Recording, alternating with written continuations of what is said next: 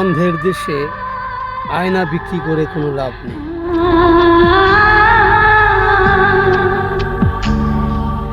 যদি নিজের বিচার অন্যের কাছ থেকে করতে হয়, তাহলে সেই দেশে আয়নার কোনো মূল্য নেই। নিজের বিচার বিবেকের কাঠ গড়ায় দাঁড়িয়ে করুন, তাহলেই বুঝতে পারবেন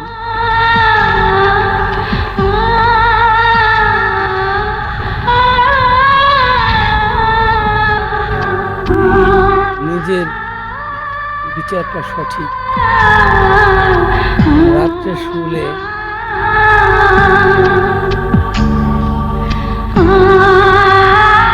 নিশ্চিন্তে বালিশে মাথা রেখে চিন্তা করুন, আপনি কাউকে ঠকিয়েছেন না কাউকে অন্যায় বিচার করেছেন।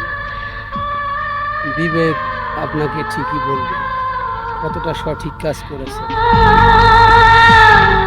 এই জন্য অন্ধের দেশে আয়না বিক্রি করা আর মনুষ্যত্বকে বিক্রি করা সমান কথা।